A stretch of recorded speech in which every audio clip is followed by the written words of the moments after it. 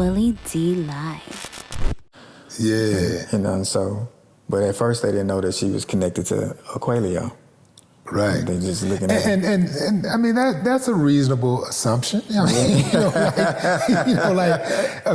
because Aquelio's music was very dark at times. Absolutely, right? absolutely. So and if I didn't know, I would be like, I wouldn't know. Yeah. So how did you go from being able to write such dark music and then stepping into the light with enlightenment with that Lele movement? Well, how did you do that so seamlessly?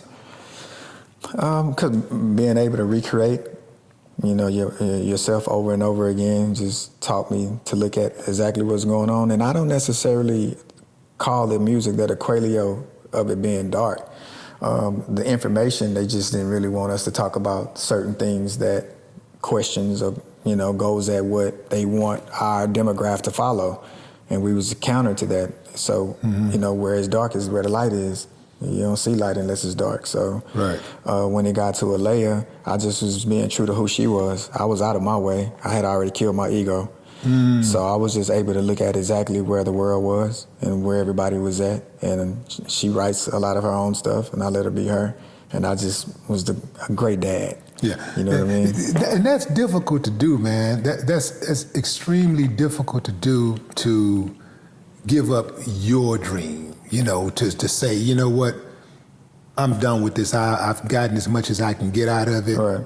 I'm going to switch gears. Right. Because sometimes you're in that groove where you are trying a lot of different things. You got the talent. Right. You're trying, and then you get to a point sometimes you say, you know what, maybe I need to just reinvent myself. Absolutely. Maybe I need to just go in a different direction. Absolutely. And then, perhaps, I can come back to this later. Right. So is that what happened with you? Yeah, absolutely. Because like I say, it never was about the skill.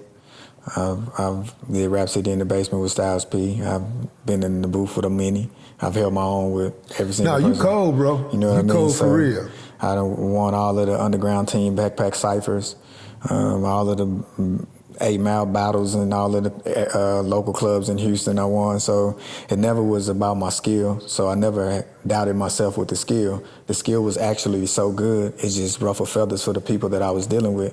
And nobody wants to be, in the room with that person that may be better than them or have a better verse on the record. I had so many people that I did songs with that I put a verse on, and when I leave, they take my verse off. You know what I mean? So see, I've never been that type of person. Like I'm like you in the sense that I will write for somebody else. Yeah. If they're on my team. Absolutely. If you're on my team, if the team win, I win. Absolutely. Like, I'm the dude on the team that will guard the toughest player on the floor. Me too. I'll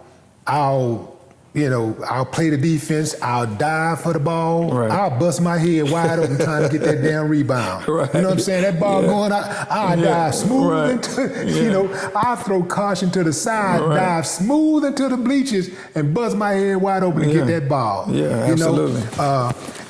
Hey man, I'll take the winning shot. Yeah. I'll if I gotta come out of the game because my game is not on, I'll let somebody else come in there and do the job. And I'll be on the sideline cheerleading, like, yeah, let's go. Whatever my role has to be. Man. Yeah, whatever it takes to win. I just want to win. Absolutely. You know? Yeah.